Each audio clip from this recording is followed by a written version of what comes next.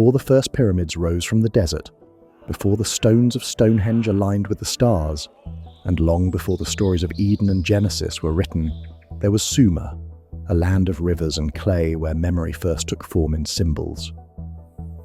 5,000 years ago, in the fertile valleys between the Tigris and the Euphrates, humanity did something no creature had done before. It began to write. In the soft clay of this ancient world, 1,000 generations left their marks, tiny wedge-shaped impressions pressed with reed styluses.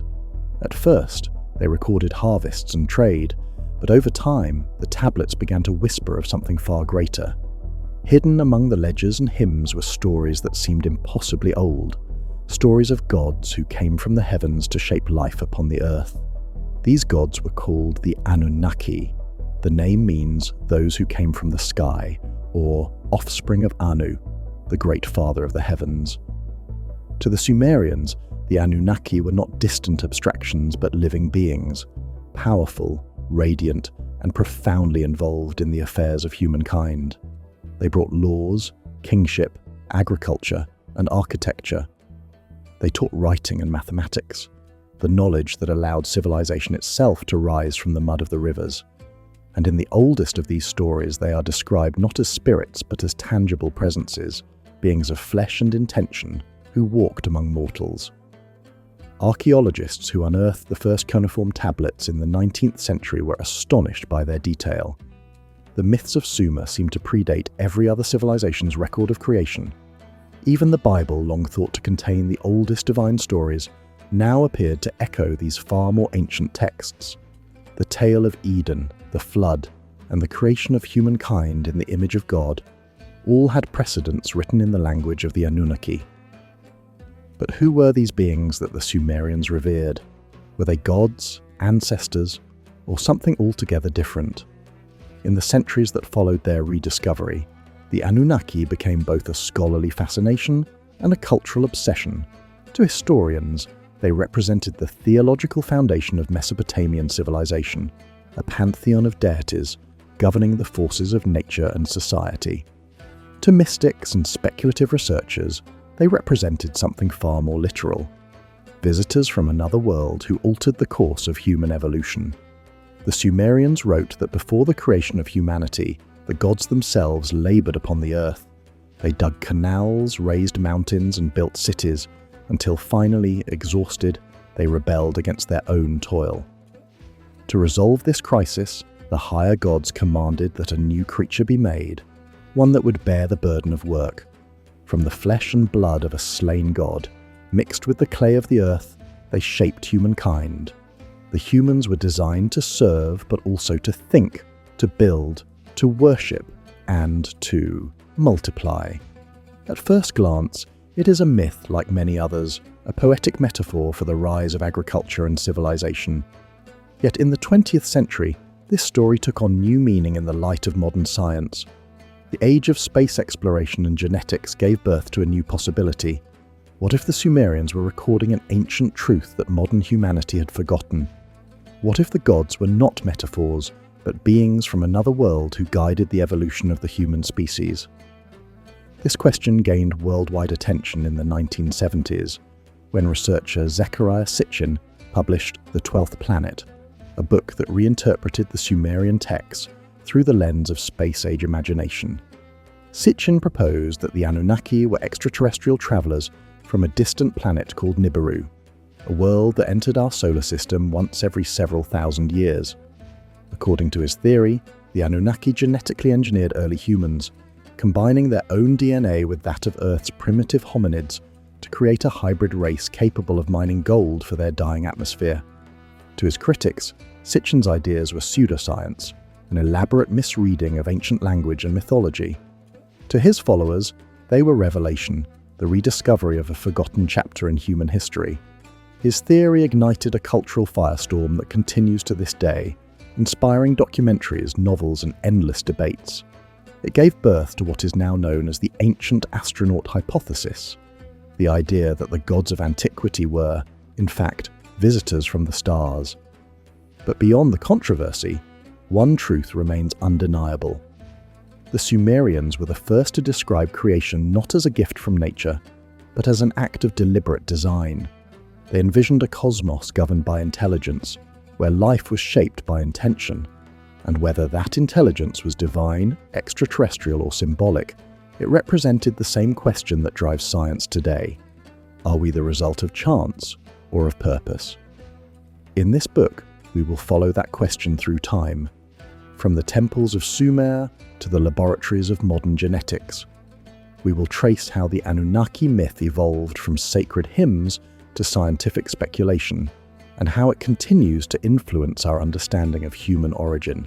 Each chapter will peel back a layer of meaning, revealing how myth and science reflect one another like two sides of the same mirror. We will walk through the cities of Uruk and Nippur, where the first astronomers charted the movements of the heavens. We will read the Enuma Elish and the Atrahasis, the oldest stories of creation written by human hands. We will follow the transformation of the Anunnaki through Egypt, Babylon, Greece, and beyond, until their memory dissolves into angels, titans, and watchers. We will explore the genetic code itself, the modern clay in which life is shaped, and ask whether our own scientific ambitions echo the divine acts described in those ancient texts. The story of the Anunnaki is more than a mystery of ancient history. It is the reflection of humanity's deepest longing, to know where we came from and whether we are alone in the vastness of the cosmos. It is a story about creation, but also about responsibility. For if humanity was shaped by higher beings, then perhaps we are destined to become the same for others. The myths of the past may yet become the realities of the future. Across the deserts of Mesopotamia, the ruins of temples still rise like the skeletons of forgotten dreams. The ziggurat of Ur stands beneath the same stars that shone upon the Sumerians 5,000 years ago. On some nights, when the air is clear and the wind drifts over the plains, it is said that one can almost hear the whisper of ancient hymns carried through the silence, songs to the gods who came from the sky. And perhaps that is the real mystery. The story of the Anunnaki was never meant to be only about them. It was always about us, about the spark that drives a fragile species to look upward and imagine greatness beyond its reach. Whether the Anunnaki were gods, travelers, or symbols, they gave us the same inheritance, the hunger to know. From the clay tablets of Sumer to the satellites orbiting the planets of our solar system, humanity continues the work the gods began. We search the stars for our creators, and in doing so, become creators ourselves. The myth, it seems, was prophecy, not of alien descent, but of human ascent. And so we begin where all stories begin, with the clay, the sky, and the question that binds them. Who made us, and what purpose sleeps within the code of our creation?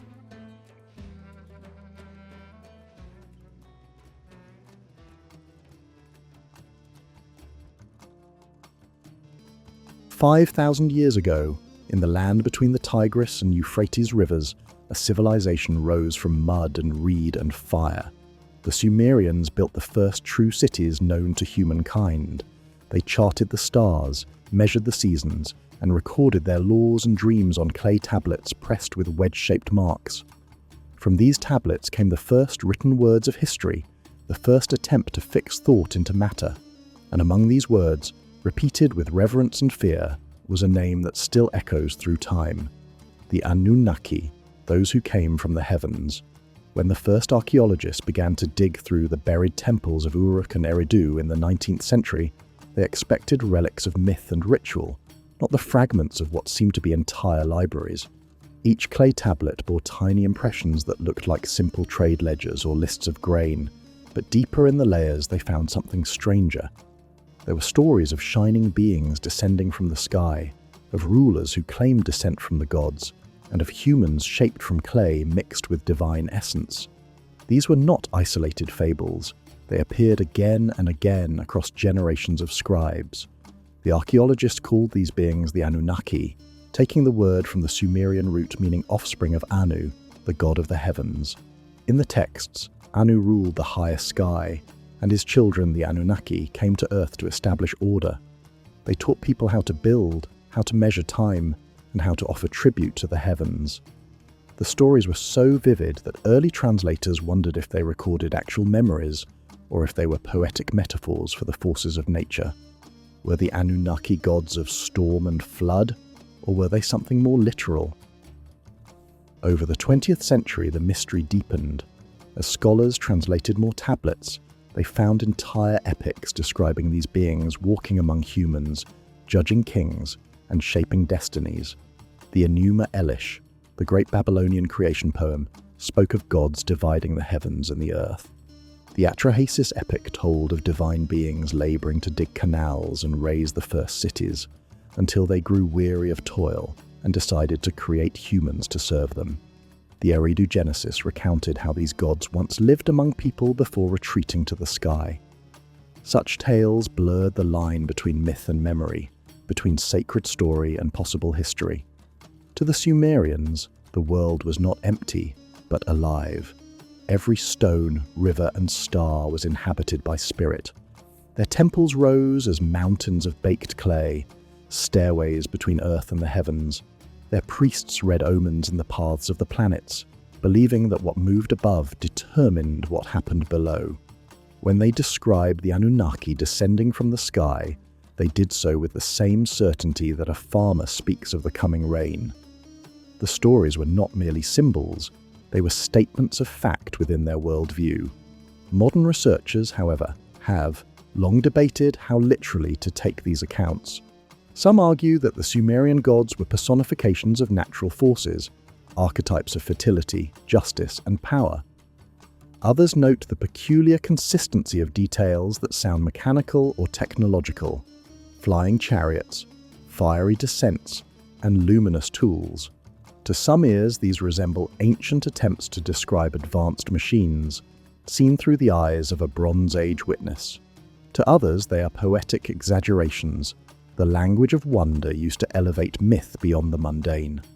The tablets themselves hold no explicit mention of spacecraft or engines, yet they do speak of heavens that could be traversed, and of beings who measured the stars as if charting routes.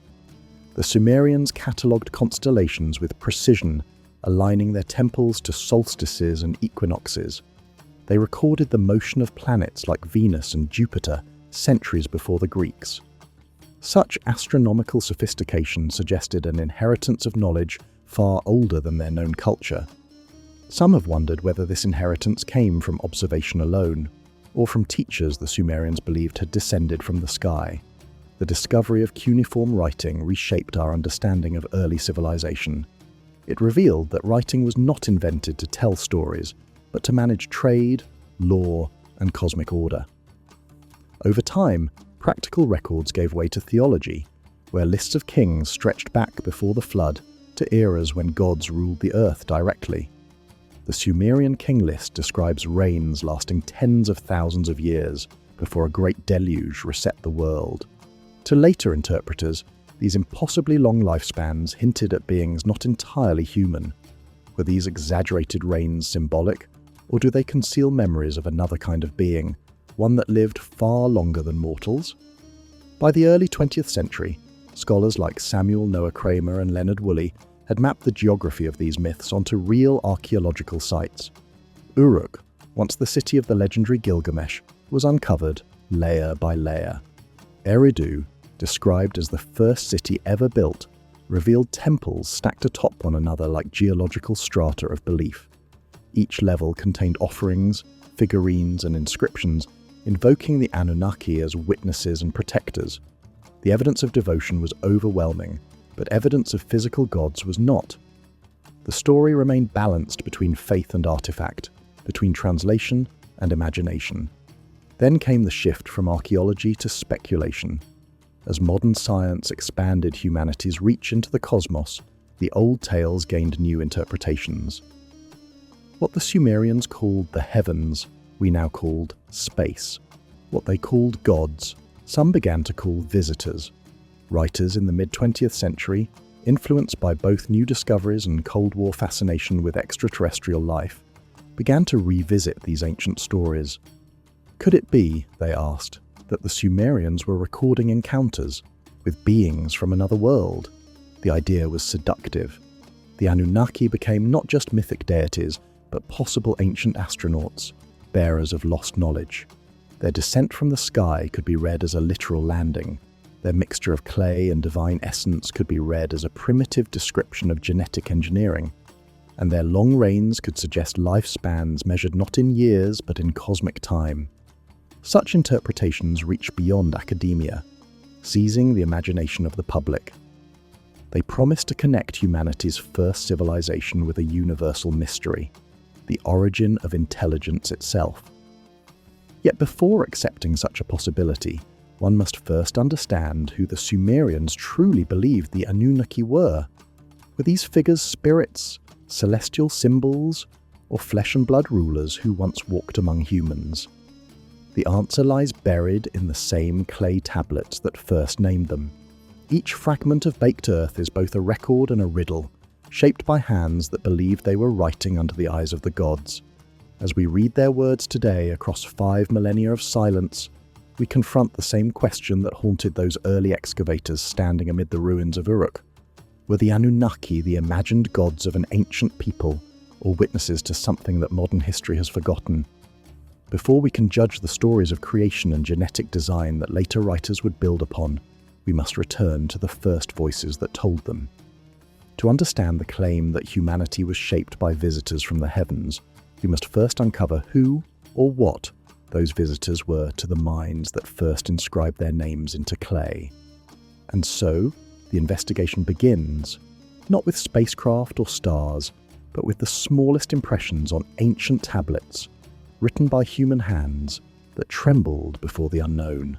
The mystery is not yet in the sky, it is written in clay, waiting for the patient eye to see what the Sumerians saw when they looked upward and asked who had come down to walk among them.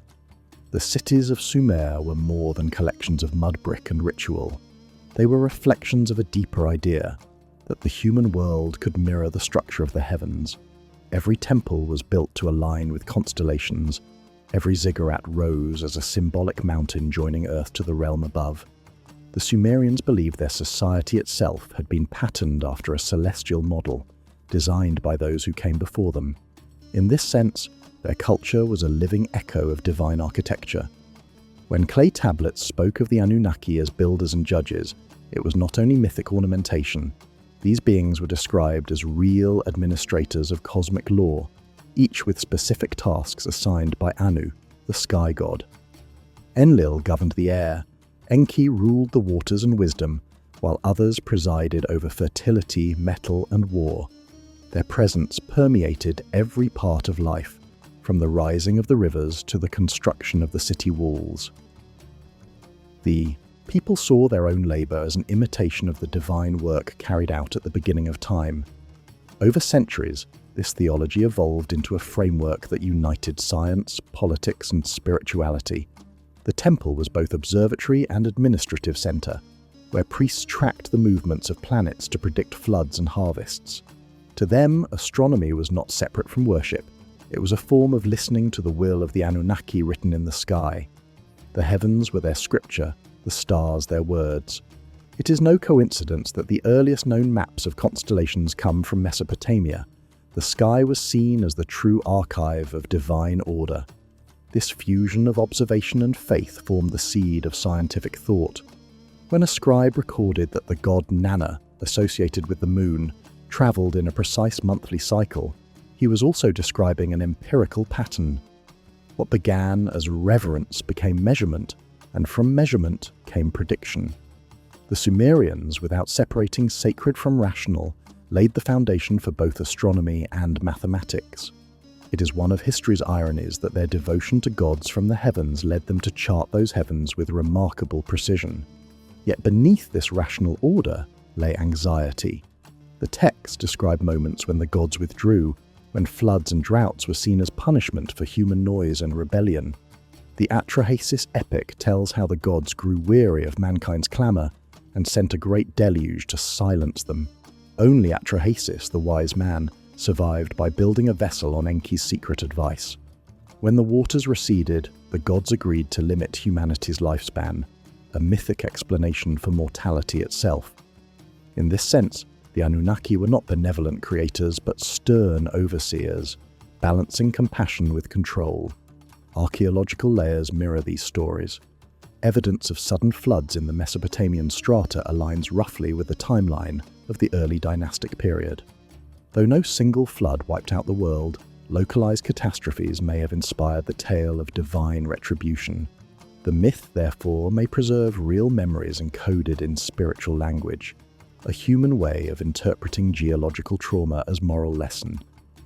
This intersection between nature and narrative is where myth becomes history disguised as poetry. As excavations continued through the 20th century, new discoveries kept reshaping the picture. In the ruins of Nippur, tablets were found describing rituals of the Anunnaki, detailing offerings of grain, oil, and incense made to them as intermediaries between heaven and earth. One inscription called them those who decree the fates of mankind. It was not mere worship, but acknowledgement of dependence, a recognition that human existence itself was intertwined with higher cosmic forces. To the Sumerians, the divine was not distant, it was present in every cycle of time. The modern imagination often separates myth from technology, but in Sumer, they were inseparable. When the people described gods shining like bronze, descending in radiant light, they were expressing awe toward phenomena they could not reproduce. Thunder, fire, the glitter of meteors. Yet those same images now invite speculation. To eyes shaped by space exploration, those who came from the heavens sounds uncannily literal. Could these descriptions conceal a primitive memory of contact with something beyond Earth? Or are we projecting our own technological age backward onto a symbolic past? The truth likely lies in the middle. Ancient people experienced the sky not as abstraction, but as a living theatre of gods. When they saw the morning star rise, or an eclipse darken the sun, they felt the presence of divine power acting upon their world. In their minds, there was no difference between a celestial event and a visitation. The heavens were alive with intention. Thus, the Anunnaki may represent not aliens in metal ships, but humanity's first attempt to personify cosmic intelligence, the intuition that life and order must come from somewhere beyond.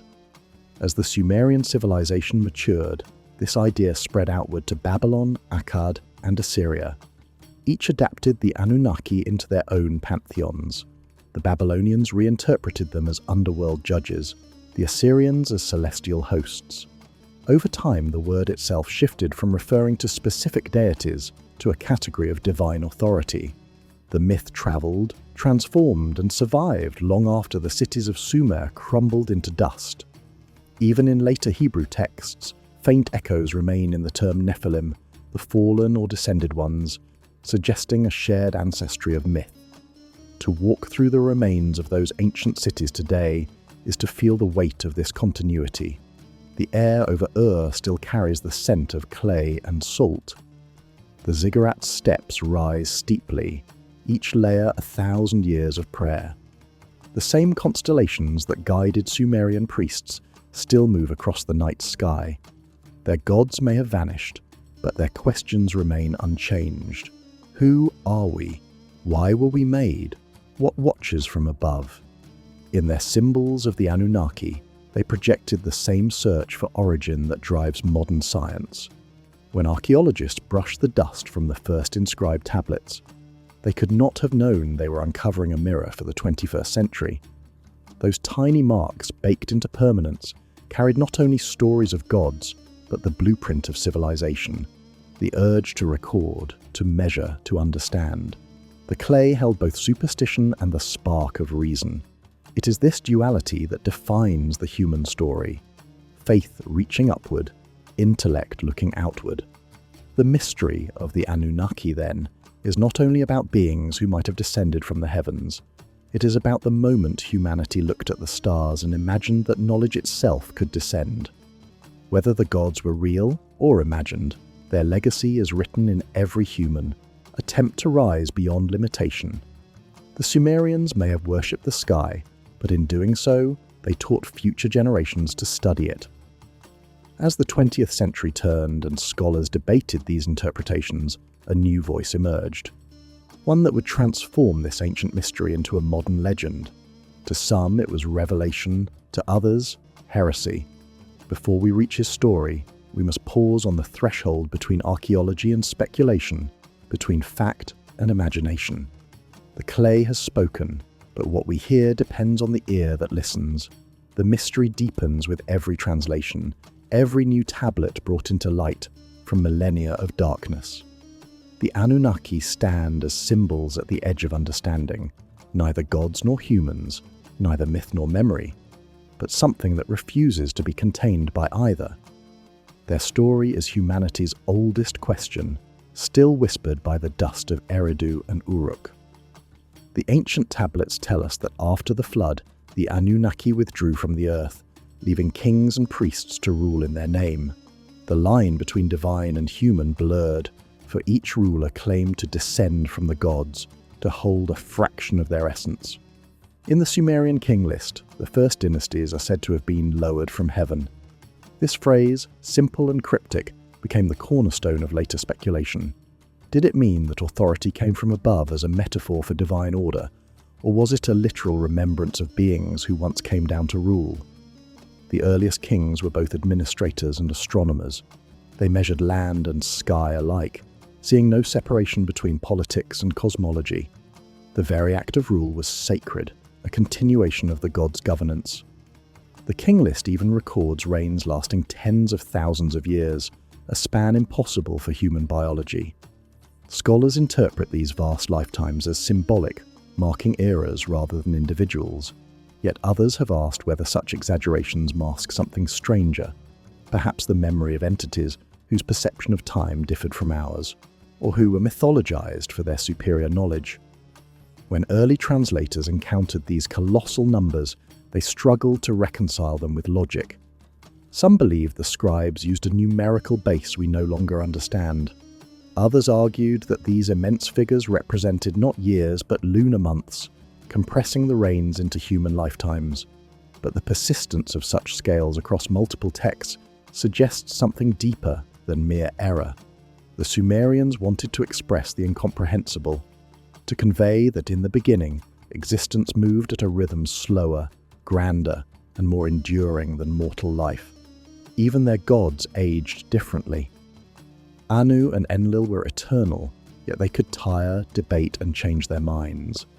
Enki, god of wisdom, could be deceived, and the goddess Inanna, radiant and formidable, could descend into darkness and return renewed. The Anunnaki were immortal, but not infallible, divine, yet familiar. Perhaps that is why humanity identified with them so deeply. They were mirrors of ourselves magnified by eternity. Archaeologists unearthed thousands of tablets describing rituals of communication between humans and these beings. In each ceremony, priests recited hymns to invite the gods to descend into statues or sacred spaces. Incense and sound were used to channel their presence. The physical idols were not mere representations, but vessels through which divine intelligence might briefly inhabit the material world. When read aloud in the flicker of oil lamps, the cuneiform chants must have carried an atmosphere both fearful and ecstatic, as if the veil between worlds had thinned. Modern science might call this trance or resonance. The Sumerians called it communion. In that communion, they found not only religion but knowledge. Some hymns describe the gods revealing mathematics, metallurgy, and medicine. The clay tablets of Nippur list specific formulas and weights, precise beyond what early civilizations were thought capable of. To later interpreters, this precision hinted at an external source of instruction. How did a people barely emerging from the Stone Age acquire the complex sexagesimal system that still underlies our measurement of time and angles? Their own answer was simple: the Anunnaki taught them, and yet no archaeological discovery has shown direct evidence of alien contact. There are no engines, no metal alloys beyond their age, no artifacts out of time. The temples of Eridu and Uruk are the work of human hands, layered over centuries of labor. The myths of the Anunnaki, while rich and vivid, remain within the continuum of human storytelling. But the absence of evidence does not erase the psychological truth behind the myth. Humanity has always sensed that its knowledge exceeds its grasp, that inspiration descends from beyond comprehension. The Anunnaki may have embodied that descent, the eternal feeling that wisdom is a gift from the sky. In every age, we project our highest hopes and deepest fears onto the unknown. The Sumerians did it with clay and fire. We do it with circuits and telescopes. To them, the heavens were inhabited by purpose. To us, they are a vacuum waiting to be understood. Yet the question has not changed. When we ask whether the Anunnaki were gods, aliens, or metaphors, we are really asking what intelligence shaped us, what consciousness gave birth to consciousness. The journey from myth to science is a circle. The same impulse that made a Sumerian scribe carve divine names into clay also drives the astrophysicist to map galaxies. Both seek to decode the pattern of creation. Perhaps this is what the tablets truly record, not the visitation of beings from the heavens, but the awakening of a species beginning to look upward, realizing that the mystery of life extends beyond the horizon of sight. As the first chapter of this story closes, we stand where those ancient scribes once stood, between the known and the unknowable, staring into the night sky filled with questions older than civilization itself. The clay tablets whisper across time that humanity has always wondered who came before, who shaped our destiny, and whether our own search for truth is itself part of the design.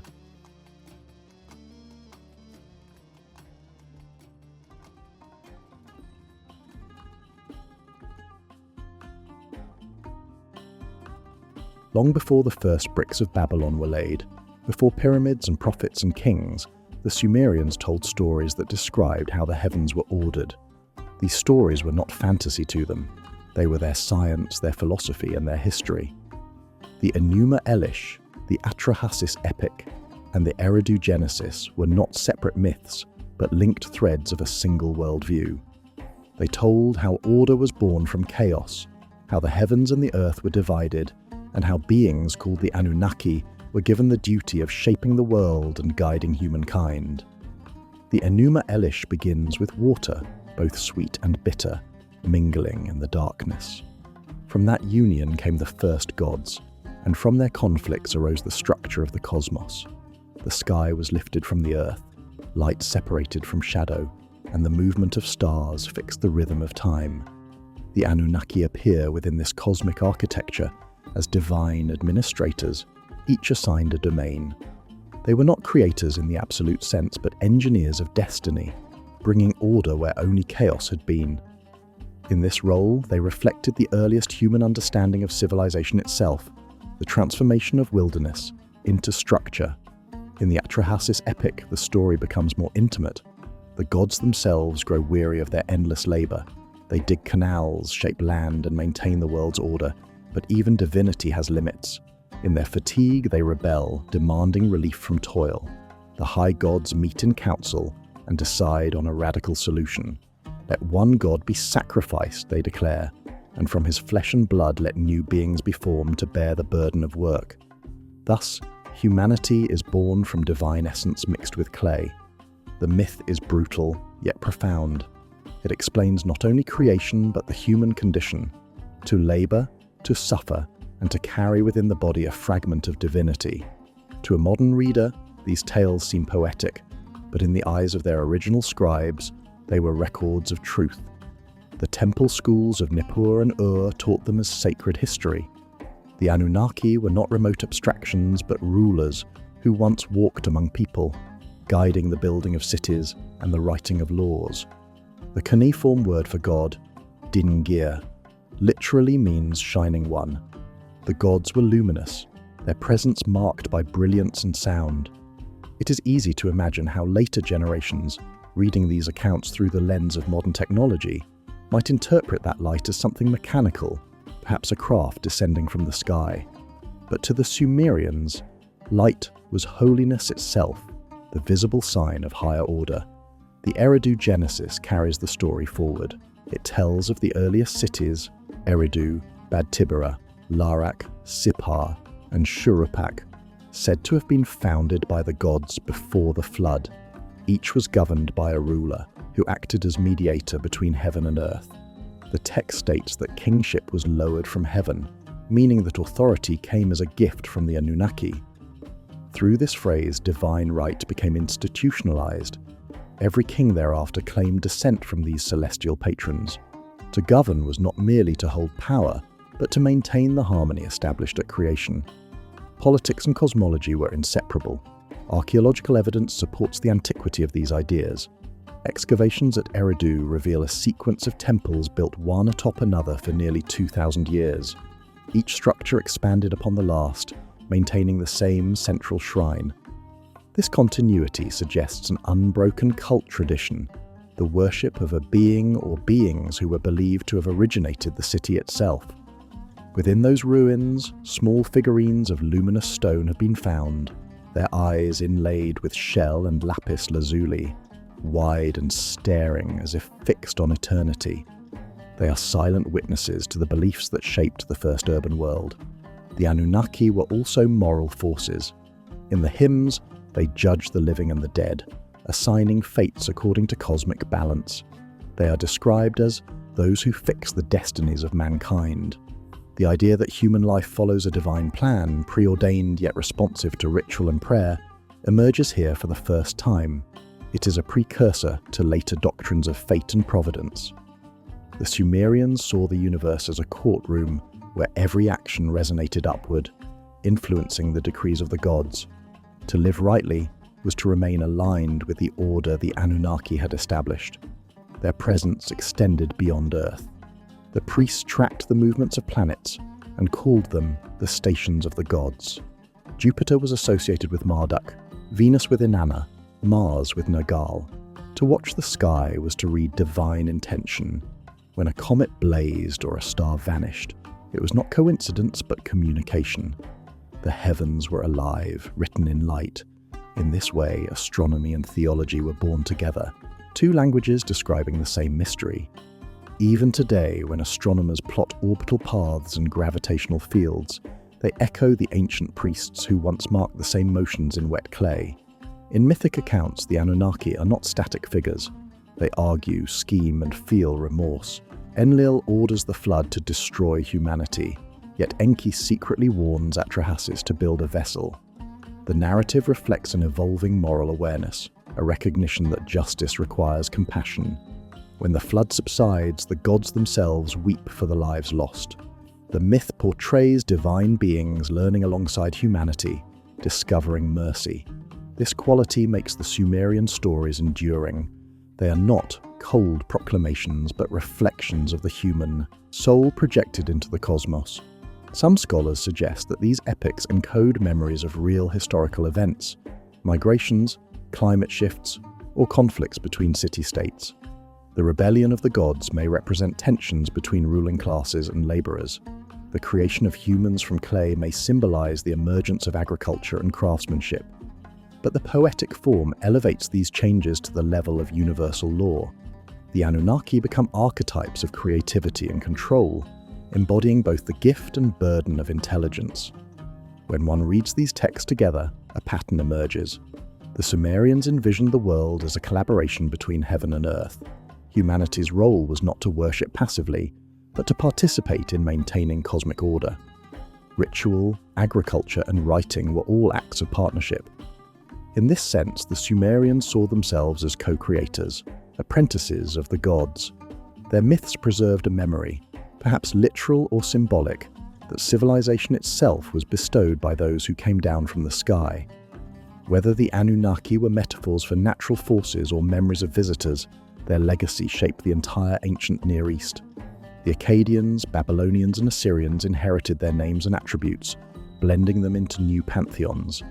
The idea of divine intermediaries between heaven and earth persisted across millennia, resurfacing in different forms.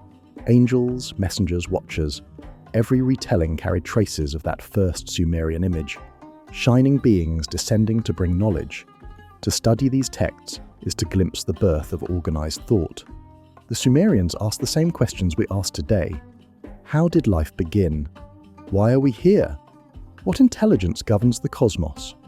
Their answers, expressed in the language of gods and clay, reveal the earliest attempt to map the relationship between mind and matter, creator and created.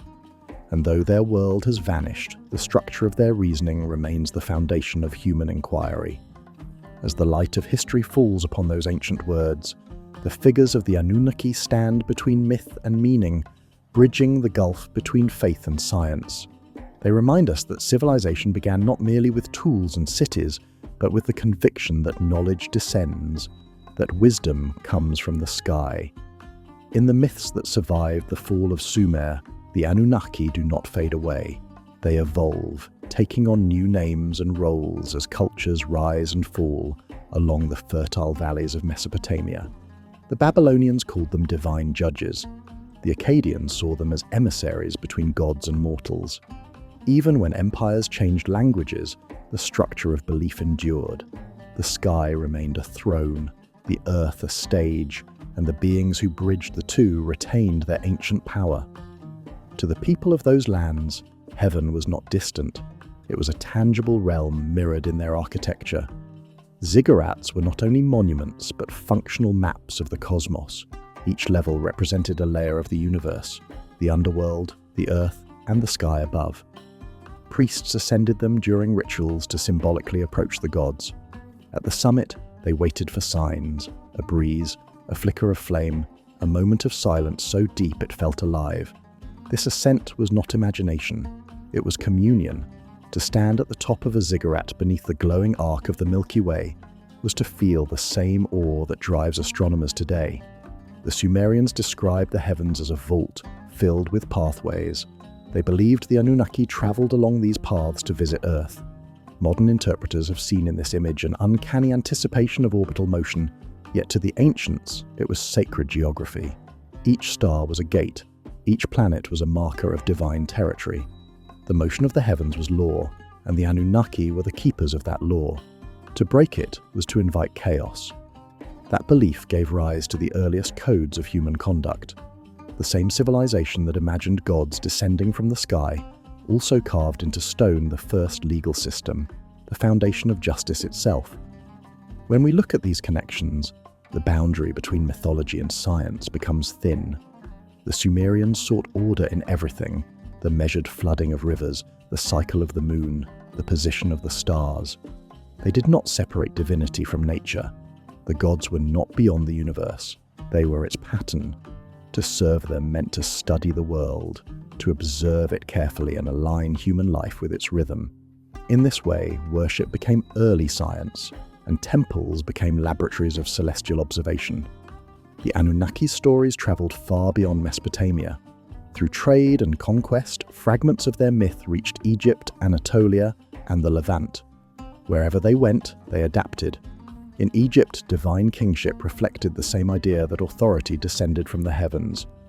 In Canaan, the memory of celestial beings mingled with tales of watchers and giants. In Greece, echoes of them appear in the Titans, beings who shaped the world and were later overthrown. The Anunnaki became archetypes, transformed by language yet carrying the same essential message, that human order mirrors a greater order above. Yet in all these versions, a haunting theme remains. The gods once walked with humanity but then withdrew. The distance between heaven and earth widened. The sacred paths became invisible. Rituals continued, but direct contact faded into memory. This loss left a deep wound in the collective psyche. Every later religion, in its own way, tries to bridge that gap, to restore the conversation between mortals and the divine. The Anunnaki myth preserves the memory of a time when that conversation was open. Modern scholars sometimes dismiss these tales as primitive attempts to explain the unknown, but to reduce them to superstition is to misunderstand their depth. The myths encode philosophical insight, that creation is a process of separation and reunion, that intelligence requires balance between chaos and order. The Anunnaki are not only creators, they are mediators. They remind humanity that every act of building, whether city, law, or idea, repeats the original act of shaping cosmos from void. The tablets describe the Anunnaki descending in brilliant light, accompanied by thunder and wind. Priests called such moments the shining of the heavens. These words are not random poetry.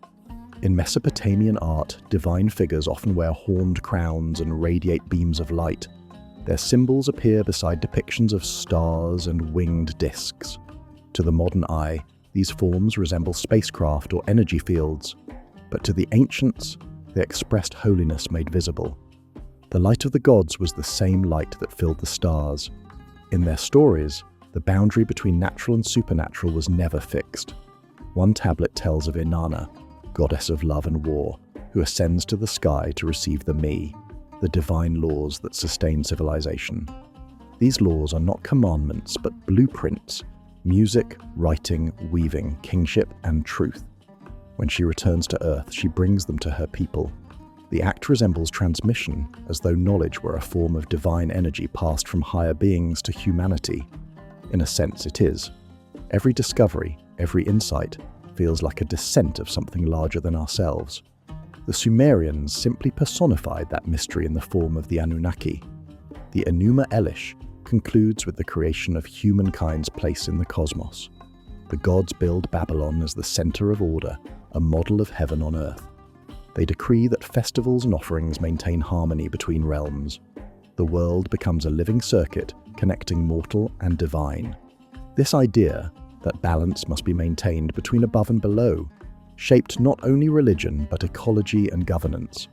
The health of rivers, the fertility of land, and the justice of kings were all signs of cosmic alignment. When one failed, all suffered. Today, we would describe this as systems thinking, the recognition that everything is interconnected. The Sumerians grasped it intuitively. Their gods symbolize the same principle that modern physics calls symmetry, the interplay of forces sustaining equilibrium. The language of myth and the language of science diverge in expression, but not in essence. Both seek to describe the invisible order behind visible forms. When later civilizations looked back upon these stories, they saw in them the shadow of something immense, a truth too large to vanish. The Anunnaki became the template for every pantheon that followed, the ancestors of angels, watchers, and messengers. Whether real beings or metaphors for cosmic intelligence, they represent the moment humanity first sensed that knowledge and creation were connected. The sky above was no longer an empty expanse, it was the source of purpose. As we leave the world of pure myth and move toward history, the question of what these stories meant begins to change. The next chapter of this search will reveal how the Anunnaki's act of creation became the model for humanity's own creation myths, and how the boundary between clay and blood, between earth and heaven, became the birthplace of our species. When the Sumerians spoke of the Anunnaki, they were not describing distant ideals. To them, these beings were as real as the rivers that fed their fields. The priests recorded their names, the farmers offered them grain, and the rulers claimed their bloodline. Over centuries, their image shifted from visible presence to invisible authority, but the sense of origin remained. The belief that humankind had been fashioned by higher beings was embedded into the foundation of their civilization. It was a story of dependence, but also of connection, linking mortal and divine in one great chain of creation. The idea of humans as servants to the gods may sound subservient, yet it carried dignity. To work was to participate in the divine order. Every field ploughed, every temple built, every song sung was an imitation of the first acts of the Anunnaki, who shaped the world out of chaos. In their myths, creation was never a single moment. It was a continuous process that required maintenance. Without ritual, without alignment to the heavenly order, the world could fall back into disorder. Thus, religion was not passive worship. It was the ongoing labor of keeping reality stable. Humanity's purpose was to sustain what the gods had begun. The Anunnaki, as written in the tablets, were numerous. Some ruled the heavens, some the earth, and some the underworld. Among them, Enlil and Enki stood out. Enlil represented authority and storm, the force of law that separates sky from earth. Enki, god of water and wisdom, embodied adaptability and compassion. Together they formed a balance between command and understanding. The myths often describe them in tension, Enlil decreeing punishment, Enki offering mercy. In these stories, one can sense the earliest reflections of human ethics, the recognition that power must be tempered by wisdom. One hymn to Enki describes him traveling the earth in a shining boat that glides without oar or sail. The description reads almost like a vision of flight, though the Sumerians had no concept of such technology. To them, it was an image of divine mobility, the ability to cross boundaries unhindered by matter. Modern interpreters have seized upon such passages as possible clues to ancient machines, but whether vessel or metaphor, the image conveys awe. It suggests the longing to transcend the limits of human movement, to bridge sky and earth with knowledge. As Sumerian culture spread through trade and conquest, their myths interwove with those of neighboring peoples. In Akkadian and Babylonian texts, the Anunnaki appear alongside the Igigi, a group of lesser gods who serve them. The stories of divine labor and rebellion grow more detailed. The Igigi, tired of digging canals and maintaining the world, revolt against their masters. In response, the Anunnaki decide to create a new race to bear the burden of work, humans formed from clay and divine blood. Here, the myth turns into anthropology. It provides an origin for humanity and an explanation for suffering. Labor, mortality, and divine order all emerge from this act of hybrid creation. The tone of these myths is both reverent and uneasy. The gods care for humans, yet also fear their numbers. They grant life, but impose death. The relationship is not one of simple devotion, but of complex dependency. This tension mirrors humanity's own relationship with nature. The earth gives sustenance, yet demands respect. The flood myths that follow in later texts serve as warnings. When humans disturb the balance, the gods respond. In this, the stories contain ecological truth wrapped in sacred language. The practice of reading the sky as divine message continued for millennia. Each celestial event carried meaning. The conjunction of planets, the color of eclipses, the pattern of storms, all were interpreted as signs from the Anunnaki. To understand the heavens was to understand fate. The priests who performed these observations were both astronomers and prophets. Their tables of star positions preserved in clay represent the first scientific data known to history. The same hands that copied prayers also calculated the movement of Venus and the length of the solar year. Science began as devotion. Over time, the Sumerian gods merged into new theologies. Marduk, the hero of Babylon, rose to prominence, inheriting the power and symbols of Enlil. Yet even as names changed, the memory of the Anunnaki persisted in the background as the Great Assembly of Heaven. Their decision-making council became the model for divine hierarchies in later faiths. The structure of pantheons, with one high god and many subordinate deities, traces back to these early visions of the celestial court. Through them, the very architecture of religion took form. The continuity of these myths reveals something essential about human consciousness. When early societies looked upward, they saw not emptiness, but reflection. The heavens were a mirror of civilization, populated by beings who embodied its ideals and fears. By describing the gods, the Sumerians described themselves. The Anunnaki were the first symbolic scientists, experimenting with the matter of the world. In them, humanity projected its own future, the desire to manipulate creation, to harness the forces of nature, to become co-creators of life. It is tempting to view these stories as distant relics, but their patterns remain in modern thought.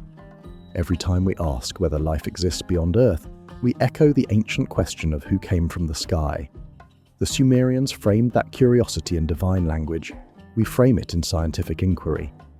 Both are driven by the same impulse to understand our origins and our connection to the cosmos. The Anunnaki myth, in this sense, is not about alien gods, but about the awakening of the human mind to cosmic scale. By the time Sumer faded and Babylon rose, the gods had already begun to retreat into abstraction. The shining ones became stars, the stars became symbols, and the symbols became ideas. Yet the notion that humanity was shaped by beings from the heavens never disappeared. It became embedded in theology, in art, and in the deep memory of culture. Every story of angels descending, every vision of divine messengers, Every myth of creation from above is an echo of that first Sumerian belief that intelligence came to Earth from the sky.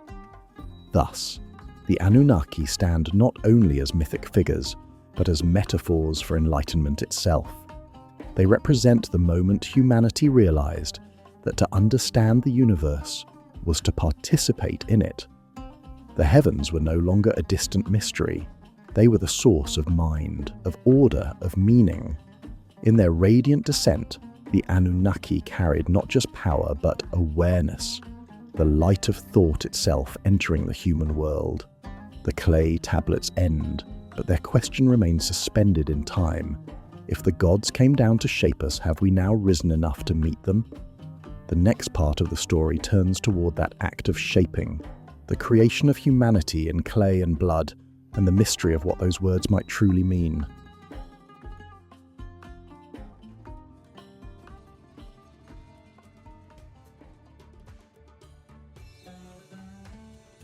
In the dim light of ancient Mesopotamian temples, where the scent of burning cedar mixed with the breath of oil lamps, the priests recited the story of how humankind began. It was not spoken as myth, but as memory, a sacred record inscribed in clay. According to the tablets of Atrahasis, the Anunnaki, weary from endless labor, gathered in council and made a fateful decision. Let one god be slain, the text declares, and from his flesh and blood let mankind be fashioned. In those words lies one of the oldest creation stories on Earth, the merging of divine essence and earthly matter, spirit and soil united in a single act of design. The myth begins with rebellion. The lesser gods, known as the Agigi, had been tasked with maintaining creation. They dug the canals, raised the cities, and tended the rivers that fed the fertile plains. But after long ages, they cried out in exhaustion. They surrounded the dwelling of Enlil, demanding release from their burden. Faced with their revolt, the high gods turned to Enki, the god of wisdom and deep waters, for counsel. It was he who proposed the unthinkable, that a new race be created to labor in their place. Thus the Anunnaki decided to fashion humankind as workers for the divine estate, beings who would till the earth and serve the order of heaven. Enki instructed the birth goddess, Nintu, to carry out the work. She mixed clay from the banks of the river with the blood of a slain god, binding the two substances with sacred incantations. The clay symbolized earth, the blood symbolized life, and from their fusion came consciousness. The tablets describe the first humans as weak and confused, crying like infants. The goddess comforted them, teaching them speech and toil. Soon they multiplied, filling the plains with activity. To the gods, this was both triumph and burden. Their creation had succeeded, perhaps too well. This story, written over 4,000 years ago, stands at the crossroads of symbolism and biology. The act of mixing divine blood with clay may have been a metaphor for the mysterious emergence of life from the earth, yet it also resonates with startling precision to modern ears. In the language of ancient myth, clay is not mere dirt, it is the primordial matter of existence, the same element from which early life forms may have arisen. The god's blood represents information, pattern, the invisible code that gives form to life. Long before the discovery of deoxyribonucleic acid, the Sumerians imagined creation as a union of matter and essence, a poetic anticipation of the idea that life carries within it an intelligent structure. The Atrahasis tablet does not stop at creation. It goes on to describe how the new humans multiplied until their noise disturbed the rest of the gods. Enlil, angered by their clamor, sent plague and drought to thin their numbers. Each time, Enki intervened secretly to preserve them, teaching one wise man how to appease the gods and survive. The tension between punishment and compassion defines the entire human story. Beings made by higher powers, striving to balance obedience with independence. It is the earliest record of rebellion against one's own creators, a theme that will echo through countless myths, from Prometheus to modern science fiction. To the ancient listener, this tale was not a metaphor for genetics or evolution. It was a moral lesson and a cosmic truth. Humans were born of both earth and divinity, therefore they carried within themselves the dual nature of both. Their labor was divine service, their mortality a divine decree.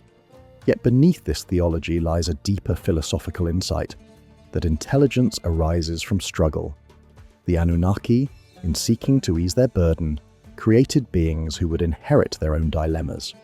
The need to work, to create, to question, and ultimately to seek freedom from their makers. Archaeologists have found evidence that supports the cultural context of this story. In the ancient city of Nippur, tablets from around 2,000 years before the Common Era describe ritual ceremonies reenacting the birth of humankind. Clay figures were molded and given life through breath and prayer. These acts were not mere theatre. They were an affirmation of humanity's connection to the divine material from which they believed they came. The body, to the Sumerians, was a vessel of cosmic substance. To shape it was to echo the original work of the gods. The image of divine beings crafting humans from clay appears again and again across civilizations. In Egypt, the god Khnum forms people on a potter's wheel. In the Hebrew Genesis, God shapes Adam from the dust of the ground and breathes life into him. In Greece, Prometheus molds man from clay and steals fire to animate him. All these stories share the same structure, an act of creation through shaping matter and infusing it with something immaterial. The Sumerian version stands as the oldest known source of this pattern, the archetype from which later traditions may have drawn. What makes the Sumerian account distinctive is its emphasis on collaboration. The creation of humankind is not the act of a single deity, but a collective decision by a council of gods. The process is described like an experiment, instructions given, mixtures tested, results observed. The language resembles procedure. It is as if the scribes were recording an early scientific narrative, one in which trial and error produce a new form of life. The repeated references to mixing, binding, and shaping suggest an understanding of creation as transformation rather than magic. Even within their myth, the Sumerians portrayed their gods as craftsmen, not conjurers. This portrayal raises an intriguing question. Why would a culture imagine its gods as laborers, as beings who must work to create? Perhaps because they saw in divinity a reflection of themselves. To the Sumerian mind, creation required effort. The world was not spoken into existence, it was built. The gods' weariness and ingenuity mirrored human experience.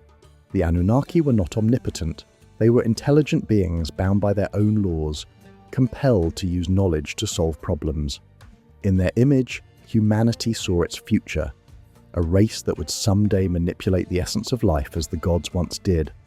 Modern science has uncovered the genetic code, the molecular clay and blood of existence. We now know that life is composed of elemental materials, carbon, nitrogen, oxygen, shaped by information stored in strands of deoxyribonucleic acid. In this light, the Sumerian myth reads like a poetic intuition of what we would later call genetics. The gods mix matter and essence to produce a conscious species. Modern scientists mix elements and information to decode or even edit life. The parallel is striking. It suggests that the ancient scribes, through metaphor, glimpsed a truth that science would rediscover millennia later. But to reduce the myth entirely to biology would be to miss its emotional core. The story of humanity's birth in clay and blood is also a meditation on purpose. The first humans were made to serve, yet they inherited the curiosity of their creators. They questioned, they learned, and in time they sought to become like the gods themselves. This longing to rise above origin, to understand one's own design, is what defines humanity. It is the same impulse that drives exploration and discovery. In that sense, the myth is not about submission, but awakening. Even within the oldest tablets, there is a whisper of foreboding. The gods, it says, regretted their decision when they saw how quickly humans learned and multiplied. Their noise was great, the text laments, and the gods could not rest. It is an image both comic and profound, the creators disturbed by their creation's vitality. The story anticipates the tension between knowledge and control, between the desire to create and the fear of losing power over what has been made. In this, The Anunnaki mirror not only divine conflict but human invention itself. Every act of creation carries risk. Every gift of knowledge is double-edged. Through these stories, the Sumerians gave the world a mythic language for what it means to be human. To be made of clay is to be finite. To bear the essence of the gods is to be infinite in thought. Between those two realities lies the story of civilization, the struggle to reconcile the body's limits with the mind's boundless reach. The Anunnaki may have vanished from worship, but the questions they inspired remain written in every human endeavor to understand our own origin. As the centuries passed, these myths would be reinterpreted, reshaped, and reimagined. But it would take the mind of one man in the 20th century to transform them into something new, to lift the story of the Anunnaki from the dust of archaeology into the language of cosmic possibility. That man was Zecharia Sitchin, and his idea would ignite one of the most controversial theories of modern times, that the birth of humankind was not mythic allegory, but a literal act of genetic engineering by visitors from the stars.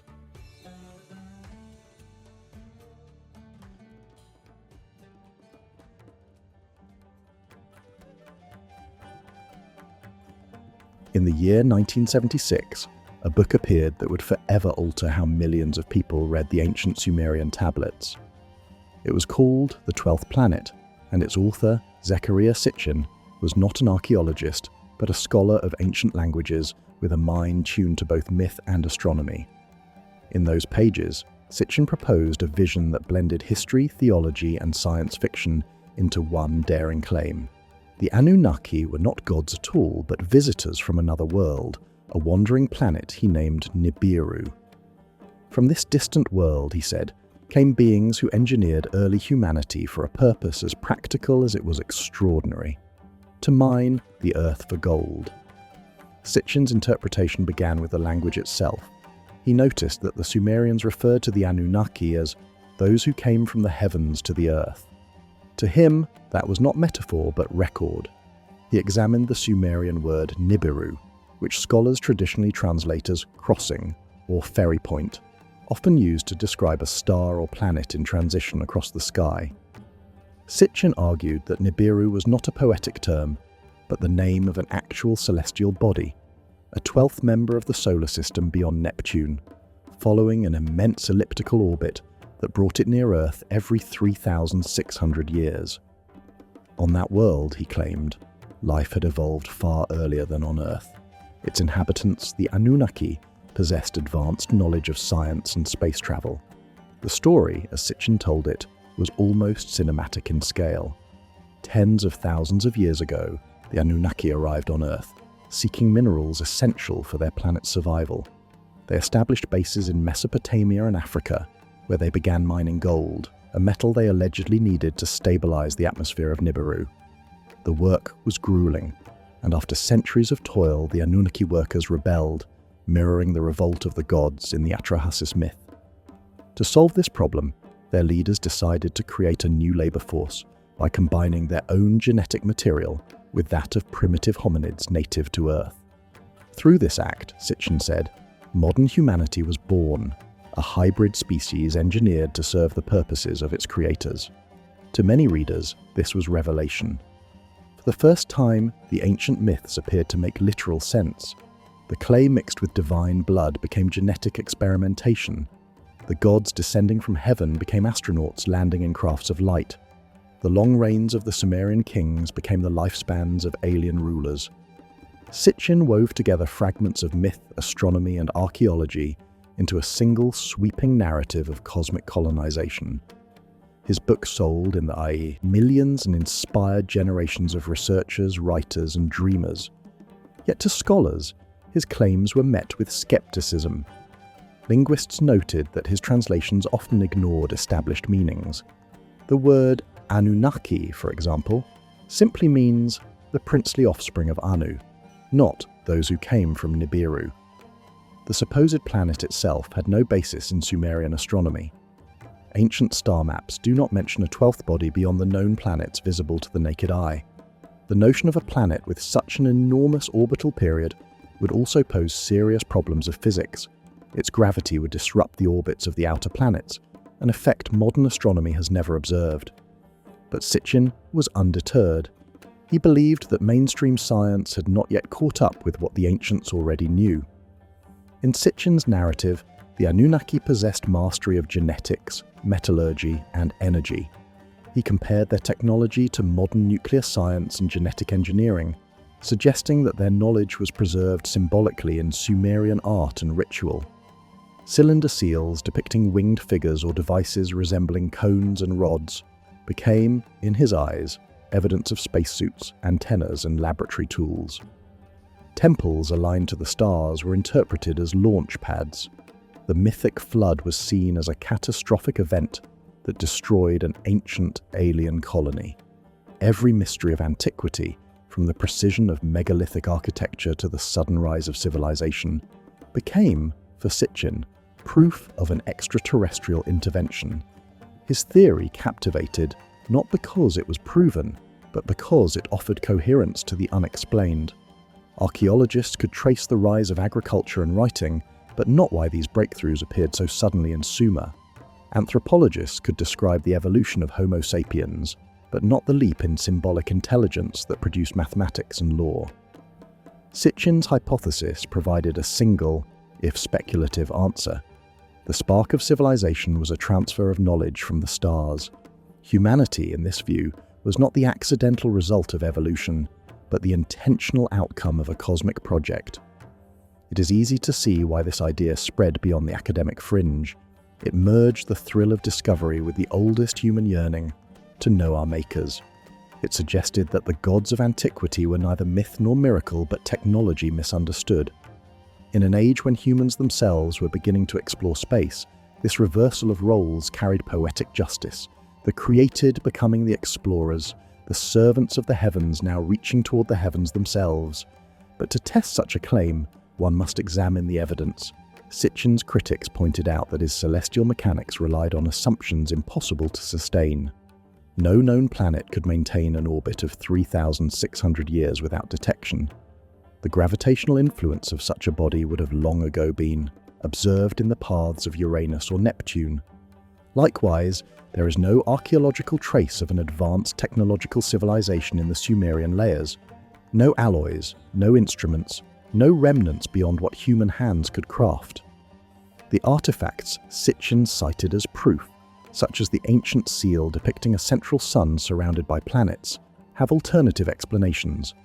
The supposed solar system may represent divine symbols rather than astronomy. Still, Sitchin's work tapped into a deeper pattern of thought. He treated myth as history, not fiction. He asked whether ancient peoples might have recorded real events in symbolic language. This method, though controversial, has a certain logic. Myths often preserve echoes of natural disasters, migrations, and astronomical events. Could they also preserve encounters with something or someone beyond human origin? The question itself, even without proof, reignited fascination with the ancient world. It challenged the boundary between archaeology and imagination, between science and story. Sitchin was not alone in this approach. Writers like Erich von Däniken and Emanuel Velikovsky had already proposed that gods and angels might be visitors from other worlds, but Sitchin distinguished himself by grounding his theory in textual analysis. He insisted that he was merely translating what the Sumerians themselves wrote. Whether or not his readings were accurate, he made ancient Mesopotamia newly vivid in the public mind. Suddenly, the long-forgotten tablets of clay became cosmic documents, evidence of humanity's earliest contact with the universe. His ideas found fertile ground in a culture already questioning its origins. The space age had shown that other worlds were real and reachable. The discovery of deoxyribonucleic acid had revealed the blueprint of life itself. The boundary between mythic creation and scientific creation was dissolving. If humans could now alter genes, perhaps the gods of the past had done the same. Sitchin's Anunnaki were reflections of this new self-image. Creators who engineer life, travelers between planets, scientists of the divine. To understand why his theory endures, One must see it not merely as speculation, but as a modern myth. It gives structure to uncertainty. It replaces divine miracle with technological intent, making the impossible plausible. Even if his details are flawed, his vision resonates because it speaks to the same longing that shaped the original myths. The desire to find meaning in creation, to know that we were made for a reason. And yet, every story that seeks truth must face the evidence. The next step is to ask whether biology, archaeology, or genetics offer any hint that Sitchin's cosmic engineers left their mark in human flesh. Do the codes of our own bodies bear the signature of celestial design, or are they the result of evolution's slow and blind brilliance? The answer lies not in ancient clay, but in the double helix, the modern script written in every cell of life.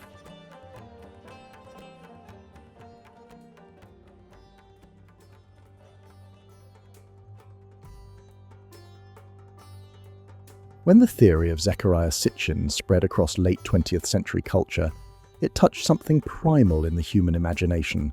For thousands of readers, the image of the Anunnaki as celestial genetic engineers offered an intoxicating possibility, that humanity was not the product of chance, but design, shaped by a purpose written into our very blood.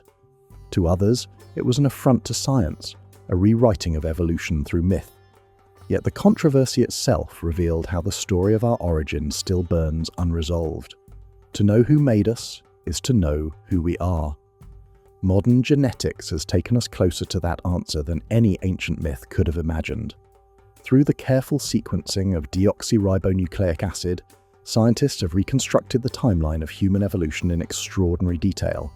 The data tell a story of divergence, adaptation, and survival that stretches back millions of years. Around 7 million years ago, the line that would become humans split from the ancestors of chimpanzees. From that point, evolution sculpted a succession of species: Australopithecus, Homo habilis, Homo erectus, and eventually Homo sapiens. Each carried forward fragments of anatomy and intelligence that culminated in modern humanity. The process was gradual, not sudden. This continuity poses a direct challenge to the idea of sudden genetic intervention. If the Anunnaki had engineered humanity, one might expect abrupt changes in the fossil record or in genetic data, a leap too sharp to explain by evolution alone. But the record reveals no such break. The tools, bones, and genetic markers of early humans show steady refinement, not instant transformation. The brain expanded over millions of years, language evolved through stages, agriculture arose through experiment, not instruction. Evolution, though slow, is elegant in its logic. It needs no architect from the stars. Still, there are mysteries that have tempted thinkers since Darwin. One of them is the so-called cognitive explosion, the sudden flowering of art, technology, and language about 50,000 years ago. In a geological blink, humans began carving symbols, painting caves, and shaping tools of bone and ivory. To some, this creative leap appears too abrupt for natural selection to explain. It was this gap that Sitchin seized upon. He argued that the Anunnaki must have altered early Homo erectus through genetic fusion, inserting their own essence to produce Homo sapiens. The myth of clay and blood, he said, was not symbolic, but literal.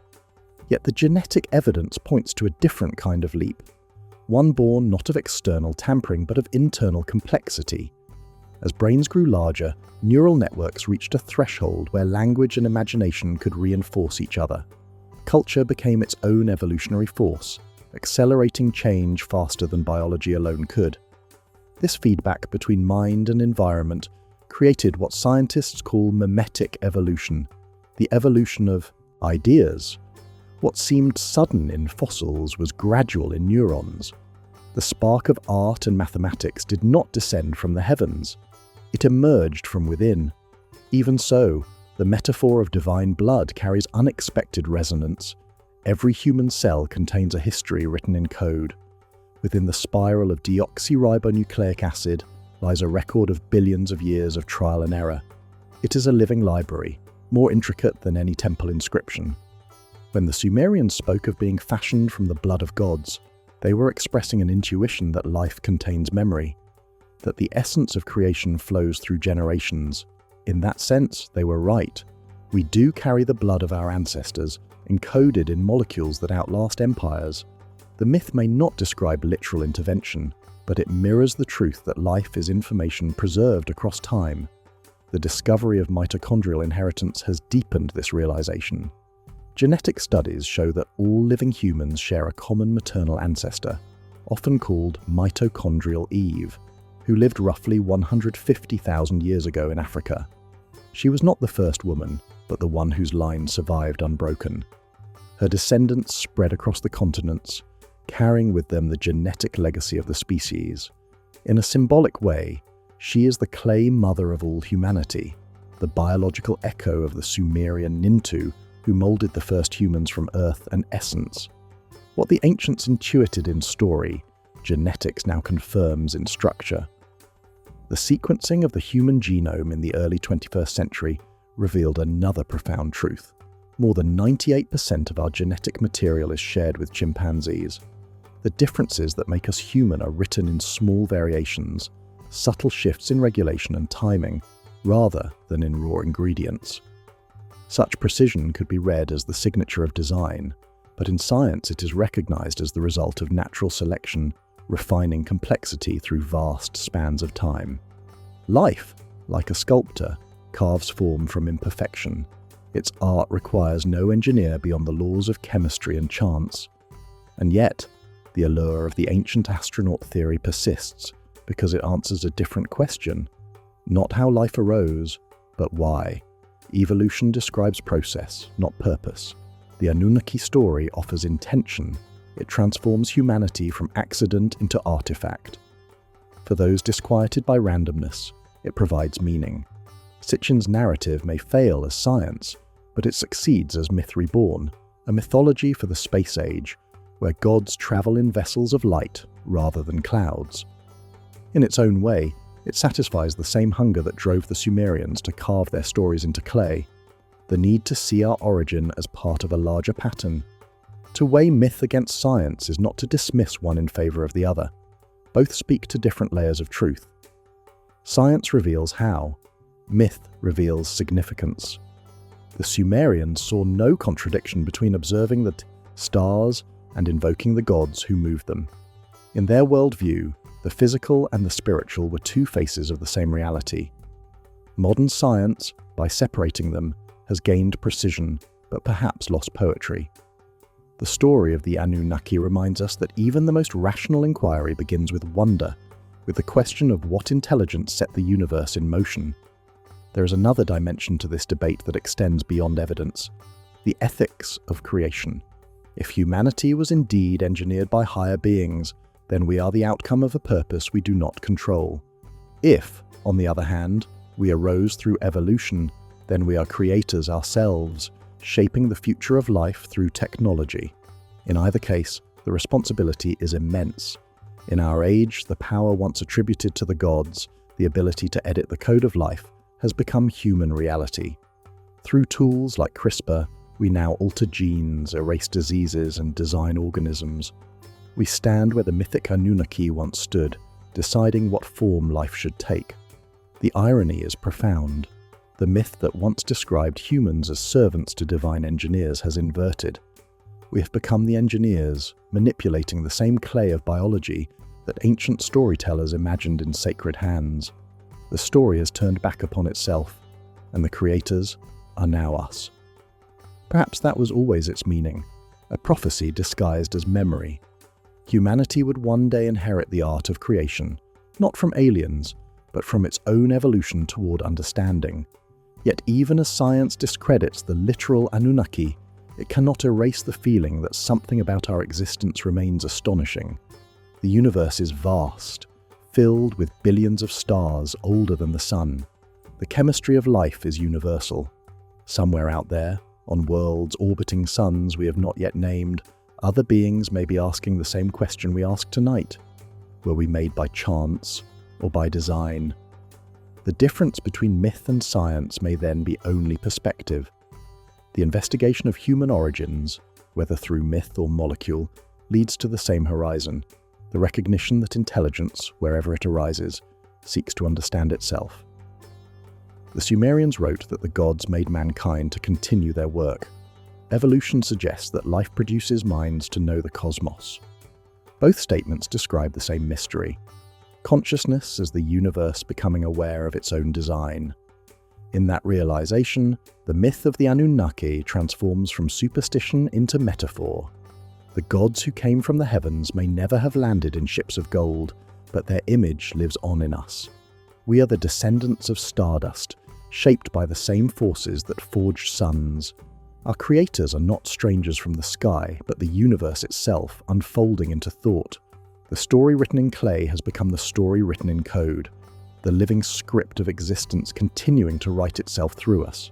And so the legend of the Anunnaki persists, not as evidence of alien hands, but as a reflection of human imagination striving toward the infinite. The double helix of life, twisting upward, is our ziggurat, our stairway to the heavens. The same impulse that carved tablets in Sumer now sequences genomes in laboratories. Myth and science meet in the same question, whispered across 5,000 years. What is the source of the intelligence that made us? As the story moves forward, we will follow that question into the next realm, the bloodlines of kings and gods, where divine ancestry became a living claim, and where the idea of celestial creation evolved into the belief that some humans carried within them the essence of the heavens themselves.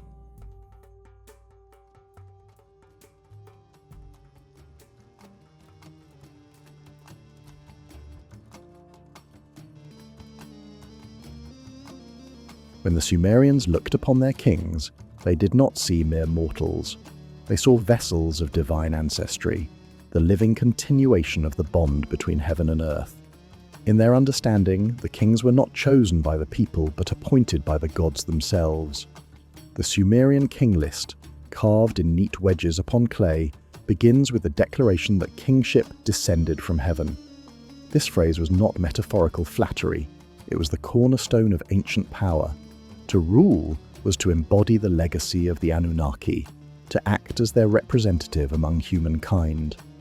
From these early beliefs arose one of history's most enduring ideas, that leadership is a sacred inheritance. The blood of the gods was thought to run through the veins of kings. Their wisdom and authority were proof of celestial favor. Each coronation ceremony reenacted the descent of the Anunnaki, as if the ruler's spirit were being infused with divine essence. The Sumerians saw the throne not as a seat of ambition, but as a conduit between worlds. The monarch was the mediator who kept the balance between the fertile earth and the ordered heavens.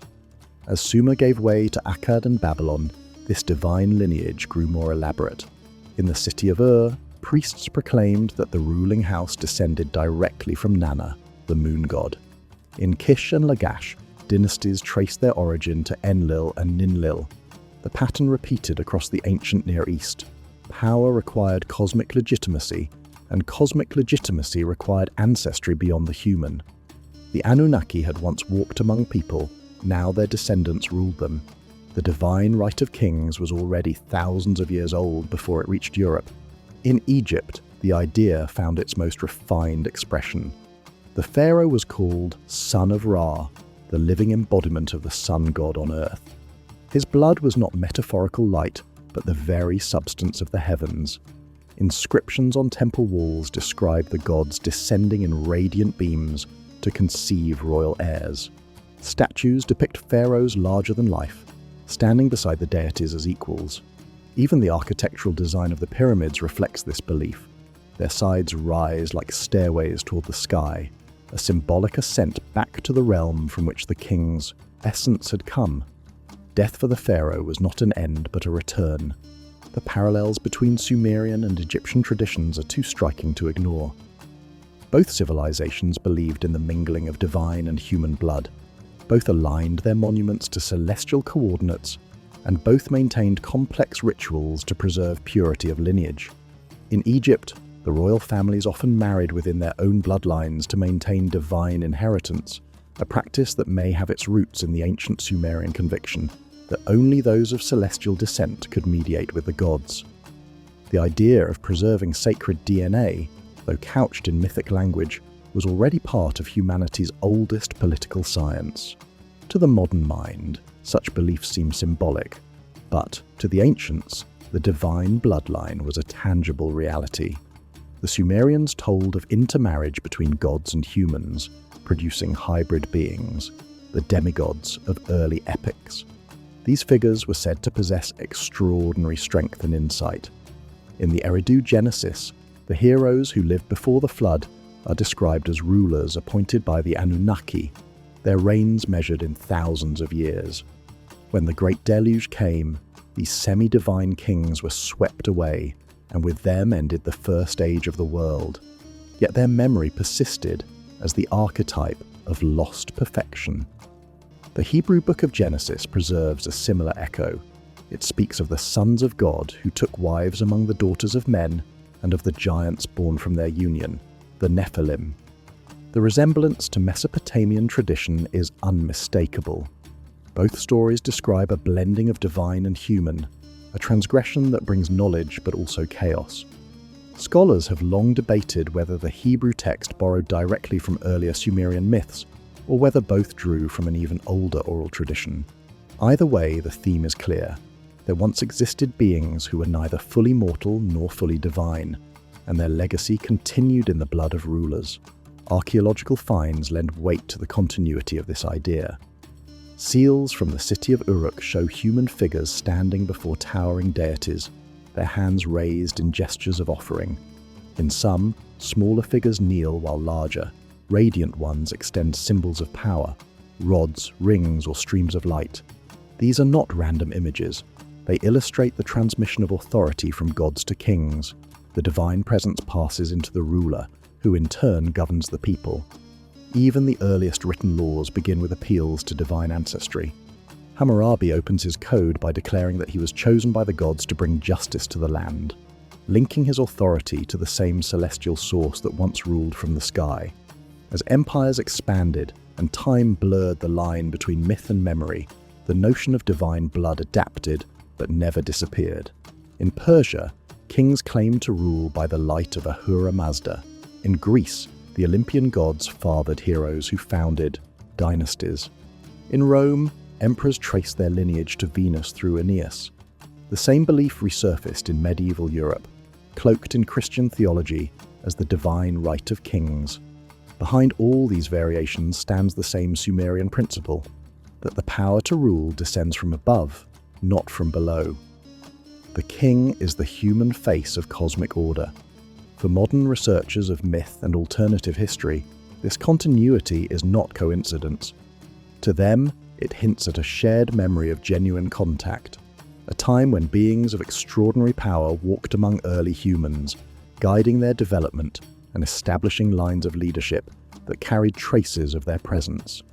If Sitchin's interpretation were true, the divine bloodlines might represent literal genetic inheritance, remnants of Anunnaki manipulation passed down through generations. The royal families of antiquity, with their obsession over purity and lineage, could then be seen as stewards of that alien spark. However, mainstream science finds no such trace. Genetic studies of ancient remains show no evidence of non-human ancestry. The variations among human populations all fall within the natural range of mutation and adaptation.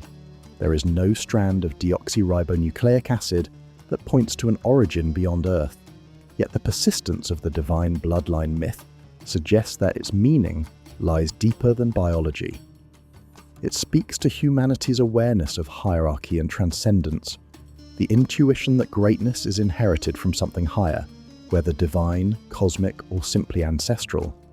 To understand this fully, one must see how mythology evolves with civilization. As power centralizes, myths of descent from heaven justify it. As science advances, those same myths transform into metaphors for genius or destiny. The pharaohs may no longer rule, but the idea that leadership is a kind of chosen inheritance remains alive in human culture. Every empire that rises still invokes its own form of celestial mandate, whether through divine right, destiny, or natural superiority. The old story endures, reshaped but unbroken. If the Anunnaki were indeed symbolic of higher intelligence, whether divine or extraterrestrial, then the royal bloodlines of Earth can be seen as the psychological echo of that encounter. Humanity, remembering its mythical creators, sought to embody them in flesh. The kings were not only rulers but living memories of the gods. Through them, the Sumerian dream persisted, that a spark of heaven resides within the human frame, guiding civilization toward its destiny. As we move forward in this investigation, we step from legend into the physical world of evidence, the ruins and artifacts that may hold the key to whether these divine ancestors were ever more than myth. The next chapter turns to archaeology itself, to the stones and seals of ancient Mesopotamia, where every imprint might conceal the shadow of the gods who came down from the sky.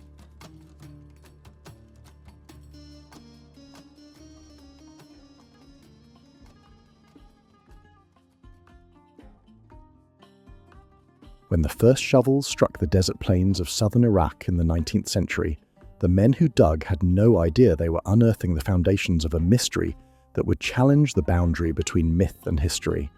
Beneath layers of wind-blown sand lay the bones of the world's first cities, Ur, Uruk, Eridu, Lagash, and Nippur, each a name once whispered in prayers to the Anunnaki. The archaeologists who worked these sites uncovered not only walls and temples, but the oldest written records of humanity's search for its origin. Their finds would fuel a century of fascination and debate over whether the gods of Sumer were divine imagination or something more tangible. At Eridu, often called the First City, the excavations revealed a temple complex built and rebuilt upon the same spot over thousands of years. The oldest shrine, little more than a single-room structure of clay bricks, dated to more than 6,000 years before the present day. As layers were peeled away, larger temples emerged, each replacing the one before, yet preserving the same sacred ground. In the deepest strata, among fragments of pottery and ash, archaeologists found small figurines with elongated heads and staring eyes made of shell and stone. To the people who shaped them, these were not idols but representations of the Anunnaki, the shining ones who brought civilization. At Nippur, the city sacred to Enlil, tablets written in cuneiform filled the ruins like the pages of a buried library. There were hymns, administrative records, astronomical observations, and myths describing the descent of the gods.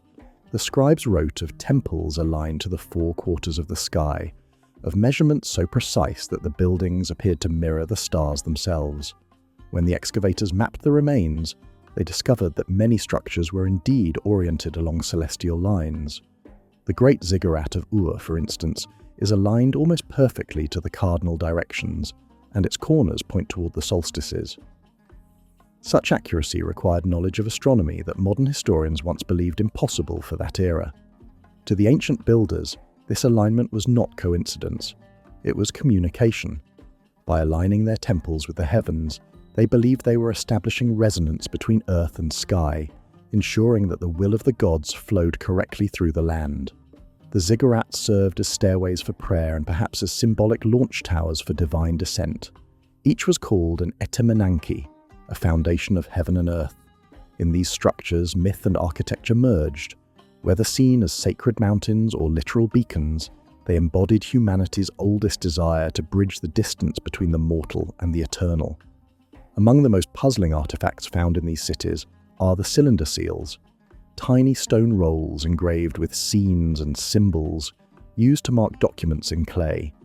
Some depict familiar rituals of offering and sacrifice, but others show strange images that have inspired generations of speculation.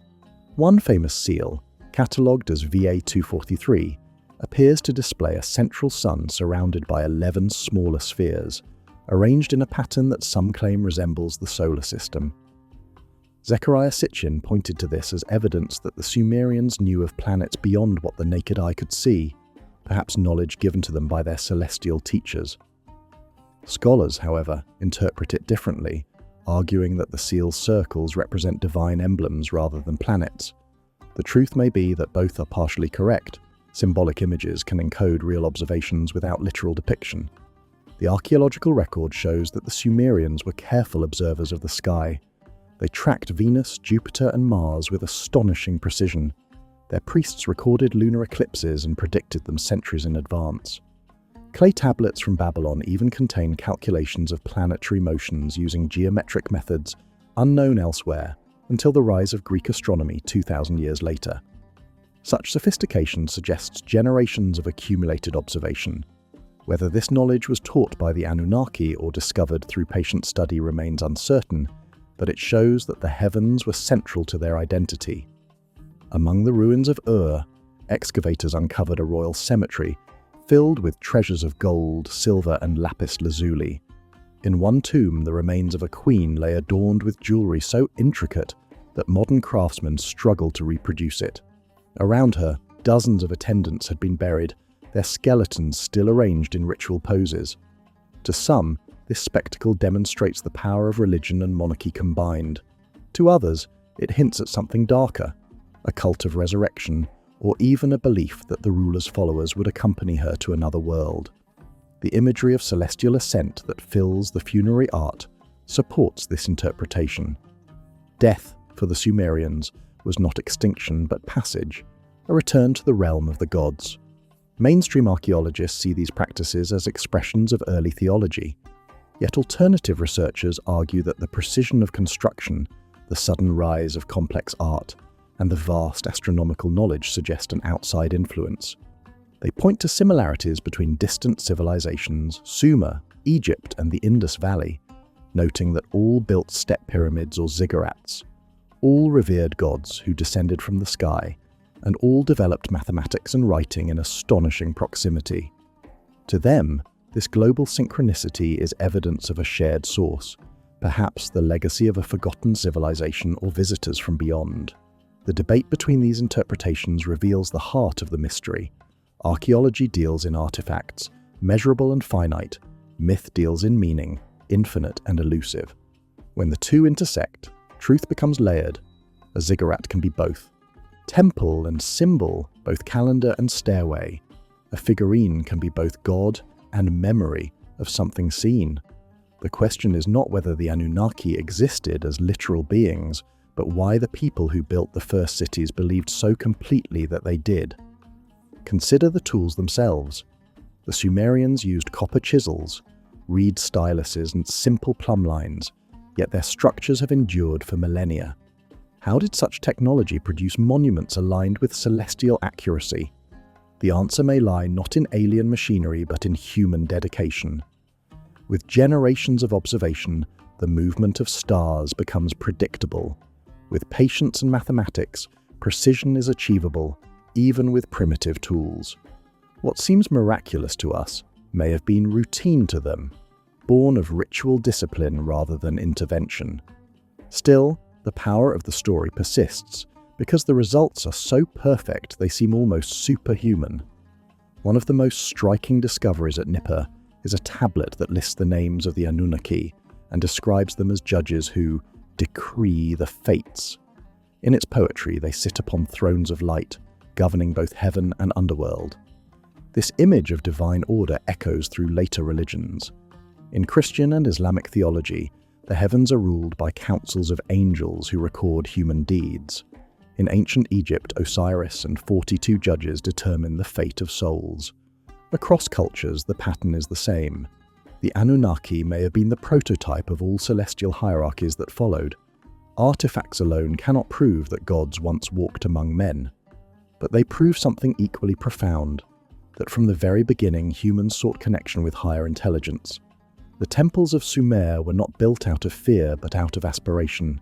Each brick, each line of cuneiform, is a declaration that humanity belongs to a cosmos filled with meaning. Whether those meanings came from the stars or from the imagination inspired by them, they shaped the course of civilization. In every excavation, the archaeologist faces the same paradox. The deeper one digs, the more the past resembles a mirror. The myths inscribed in clay speak of questions we still ask. Where did knowledge come from? Who taught the first builders? And what does it mean to be created in the image of the gods? The stones do not answer, but they invite reflection. The silence of ruins is not emptiness, it is the sound of waiting. As we leave the deserts of Mesopotamia, The next step in this journey leads from the dust of temples to the laboratories of modern thought, where the idea of creation itself is being redefined. The ancients imagined the gods shaping humanity from clay. Today, scientists shape life from the code of genes. Between them lies the same mystery, unfolding through time. The question of what it means to create, and whether the act of creation is the highest expression of divinity or its reflection in human hands.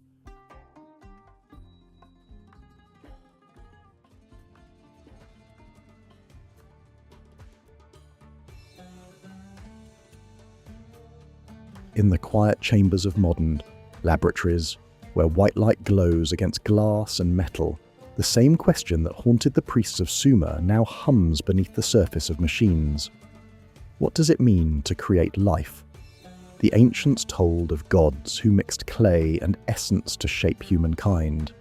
Today, scientists splice genes, sequence genomes, and reprogram cells, performing acts that would once have been called divine. The myth has returned, not in temples, but in research institutes, where creation is no longer ritual, but experiment. When viewed through this lens, the old Sumerian story of the Anunnaki becomes more than superstition. It reads like a symbolic prelude to the scientific age, an ancient intuition that matter could be organized by intelligence. The goddess Nintu molding humans from clay may have been the first image of bioengineering, expressed in the language of myth.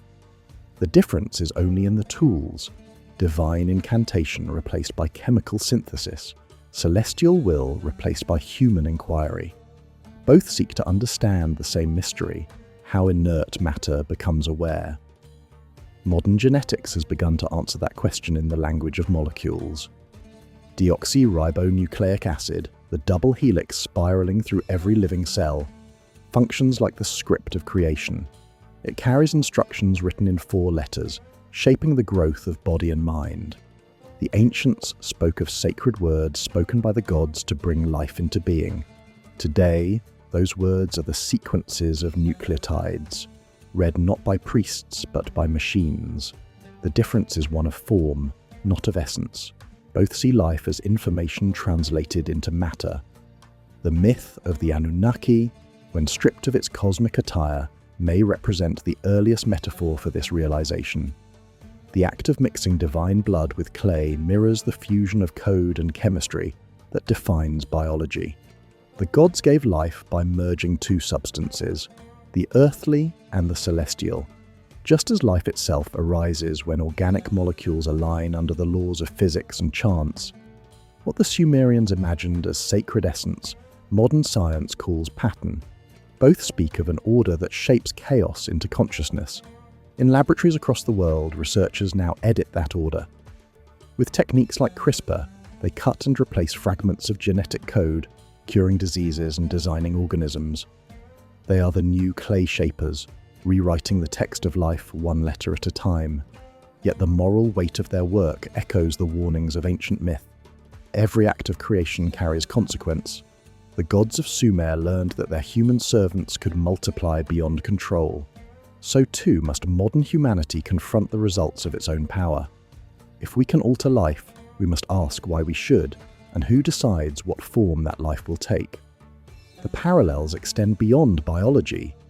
In physics, cosmologists describe the universe itself as emerging from a formless state into order, energy condensing into matter, chaos into law. The Enuma Elish, the Babylonian creation epic that evolved from Sumerian sources, tells of Marduk dividing the body of the chaos goddess Tiamat to form the heavens and the earth. It is a poetic version of symmetry breaking, the process by which the uniform energy of the early universe differentiated into forces and particles. The ancients expressed in myth what science later described with equations. Both speak of creation as separation, the birth of complexity from unity. When humans today look into telescopes that capture the faint light of galaxies billions of years old, they are reenacting the same ritual as the priest ascending the ziggurat to commune with the stars. The instruments have changed, but the intention remains identical: to read the pattern written across the sky. The equations of cosmology are the hymns of the modern age. They describe a universe governed by mathematical harmony, where every atom moves in obedience to unseen order. The Sumerians might have called that order the will of the Anunnaki. The fusion of science and myth is not fantasy, but necessity. Myths give emotion to truth. Science gives truth to emotion. When we say that humans are made of star matter, we are using the language of both priest and physicist. The carbon in our blood and the iron in our bones were forged in the hearts of ancient suns that exploded before Earth existed. The Sumerians could not have known this, yet their intuition that we carry the substance of the heavens within us is astonishingly accurate. In calling the gods those who came from the sky, they gave poetic form to the cosmic reality that everything alive is literally born of the stars. Even the phrase, "Let us make man in our image," which appears later in Genesis, carries the echo of the Anunnaki myth. The idea that intelligence reproduces itself through creation recurs throughout human history. In modern times, this principle extends into artificial intelligence. We now build machines that learn, reason, and even imagine. They are, in a sense, our own creations in our image, the latest reflection of that ancient impulse to bring thought into matter. Each generation reenacts the story of the gods, shaping successors that may one day surpass their makers. The ethical dilemmas that arise from this are profound. The Sumerians warned that when creation exceeds control, destruction follows. In the Atrahasis epic, the gods unleash the flood to reset a world overwhelmed by its own noise. Today, humanity faces similar crises born from its creative power: climate change, technological overreach, and the manipulation of life itself. The myth of the flood becomes prophecy, not of divine wrath, but of natural consequence. The message endures: creation without wisdom invites ruin. Yet to dismiss the Anunnaki story as superstition would be to ignore its enduring insight. It teaches that creation, whether divine or human, is sacred because it mirrors the universe's deepest principle, the transformation of potential into form. Every scientist who peers into a microscope participates in that mystery. Every child who asks how life began continues the same conversation that began 5,000 years ago in the cities of Sumer. The Anunnaki, real or imagined, gave humanity the gift of curiosity. That gift remains our greatest inheritance. Perhaps that is why the myth persists. It speaks to something more profound than evidence. It speaks to identity. Whether we were shaped by gods, by evolution, or by cosmic law, the result is the same: a species capable of reflection, wonder, and creation. We are both the clay and the shaper, both experiment and experimenter. The line between divine and human blurs with every discovery. The gods no longer descend from the sky. They awaken within the human mind. As the story turns toward its final arc, we return to the question that has guided every civilization since Sumer. What legacy did the Anunnaki leave behind? If they were real, their influence would echo through history. If they were symbols, their meaning would be woven into every myth that followed. Either way, their presence shaped the imagination of humankind. The next chapter follows that legacy, through angels, titans, devas, and watchers, to reveal how the story of the Anunnaki became the universal language of creation itself.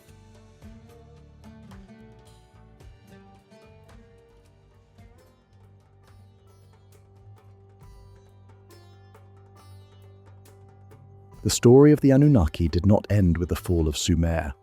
Like ripples spreading from a stone cast into deep water, it traveled outward across time and culture, reshaping itself in every civilization it touched. What began as a local myth of divine descent became a universal narrative, the story of gods who came from the heavens to shape humanity. Though their names changed, their essence remained. The Anunnaki became angels, titans, devas, and watchers. Their image dissolved into the shared memory of humankind. When Babylon inherited the legacy of Sumer, the gods of the old world transformed but did not vanish. Enlil became Bel, Enki became Ea, and Inanna became Ishtar. Their myths grew more elaborate, but the core remained. Beings from the heavens establishing order upon the earth. In the Babylonian Enuma Elish, The gods create humanity to bear the labor of maintaining the cosmos, echoing the older Sumerian tale. The Council of Divine Rulers decreeing fate in the heavens became a model for later pantheons. The cosmic order of the Anunnaki evolved into the divine bureaucracy of Olympus, Asgard, and even the celestial hierarchies of later religions. As Mesopotamian civilization declined, its stories flowed westward. Traders and scribes carried them along caravan routes into Canaan and Egypt, across the Mediterranean into Greece. In these lands, the Anunnaki re-emerged under new guises. In Egypt, they became the Netjeru, radiant beings who descended to teach agriculture, writing, and law. Thoth, the god of wisdom, carries echoes of Enki, the Sumerian master of knowledge and water. In Greece, the Olympian gods resembled the Anunnaki, not only in form but in function. They were immortal, powerful, yet deeply human in their passions. The Titanomachy, the war between Titans and Olympians, mirrors the Sumerian conflicts among the gods, where divine order arises from celestial rebellion. Farther east in India, the Devas and Asuras fight in endless cycles, each representing forces of creation and chaos. The Vedas describe luminous beings descending from the heavens, wielding weapons of fire and thunder, guiding or challenging humanity. The resemblance to Mesopotamian celestial imagery is uncanny. Even the Sanskrit term deva shares its root with the Indo-European word for shining one, the same epithet used for the Anunnaki. Across continents, the pattern repeats, gods from the sky shaping humanity's destiny. When the Hebrews preserved their scriptures during the exile in Babylon, they inherited fragments of these Mesopotamian stories. The book of Genesis opens with a creation narrative that echoes the Sumerian and Babylonian epics. The flood of Noah parallels the flood of Atrahasis. The Tower of Babel mirrors the ziggurats of Sumer. Even the notion of heavenly beings descending to earth reappears in the tale of the Nephilim, the sons of God who take wives among humans. The language of Genesis 6 may preserve the last, distant memory of the Anunnaki myth, stripped of its polytheistic form but retaining its central idea, the mingling of divine and human. In later centuries, these beings evolved again, now cast in moral contrast. In Jewish and Christian traditions, the watchers who descend from heaven become fallen angels, punished for their union with mortals. What had once been sacred becomes forbidden. The same act of descent that created humanity in Sumerian myth becomes rebellion in biblical narrative. Yet even in condemnation, the structure remains identical. Celestial beings crossing the boundary between heaven and earth to share knowledge, and through that knowledge, transforming the human world. This transformation reflects a shift in how humanity viewed the divine. In the earliest myths, contact between gods and humans was natural, even necessary. By late antiquity, it became dangerous, a threat to cosmic order. The gods had grown distant, and the age of direct connection had ended, yet the longing remained. The very idea of angels, messengers bridging the realms, preserves the ancient desire to maintain communication with the heavens. The Anunnaki had become spiritual intermediaries, their cosmic craft transformed into wings of light. In Greece, the philosophers reinterpreted these myths in metaphysical terms. Plato spoke of divine craftsmen who shaped the world from pre-existing matter, echoes of Nintu molding clay. The Stoics described logos, a rational fire pervading the cosmos, much like the essence the Sumerians said the gods imparted to humankind. Myth became philosophy, but the substance was the same. Intelligence pervades creation. The gods, whether personal or abstract, are expressions of the same universal order. The persistence of these themes across time suggests more than coincidence. It points to an archetype buried deep within human consciousness, the pattern of descent, creation, and return. Whether born from collective memory or universal imagination, it reappears wherever humanity contemplates its beginnings. Every culture, from the Maya to the Chinese, tells of ancestors who arrived from the sky, taught the arts of civilization, and departed with a promise to return. The names differ, but the structure is constant. Modern anthropology explains this as the natural outcome of sky worship. Early humans looked upward and saw life's source, the sun's light, the stars' rhythm, the rains that sustained their crops. To associate the heavens with creation was inevitable. But some patterns defy easy explanation.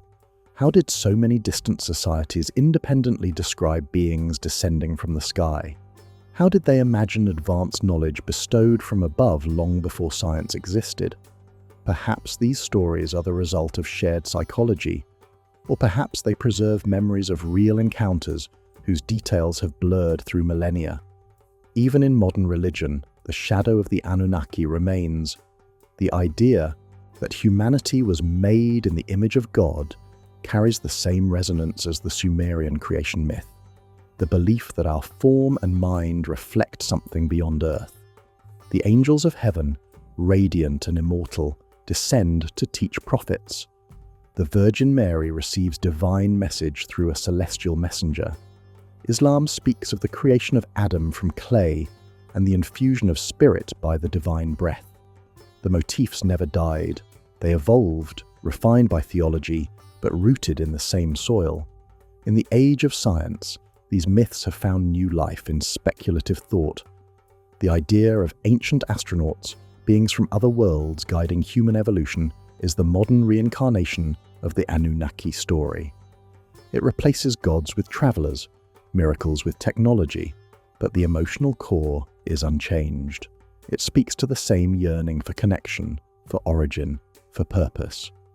Whether in temples or telescopes, humanity still seeks the face of its makers in the heavens. The endurance of this narrative reveals something profound about human nature. We are creatures of continuity, forever weaving the past into the present. The myths of our ancestors become the metaphors of our discoveries. The Anunnaki, whether as gods, angels, or astronauts, represent the bridge between ignorance and knowledge, between clay and consciousness. They are not just characters in ancient stories. They are symbols of the moment humanity looked upward and imagined something greater, and in doing so, became something greater itself. The last line of the Sumerian king list reads, "Then the kingship passed to mankind. The gods withdrew, leaving their creations to rule the world." In that passage lies the essence of the Anunnaki legacy. The divine authority that once descended from the heavens now rises from within humanity. The myth has completed its circle. What began as worship has become self-awareness. The gods did not abandon us, they became us. And so the story continues, written now not in clay but in the living code of civilization, in our laws, our art, our science, and our endless search for meaning. The final chapter will bring these threads together, revealing how myth and science converge in a single truth, that the code of the gods, whether carved into tablets or spiraled within genes, is the same message, the universe awakening to its own creation.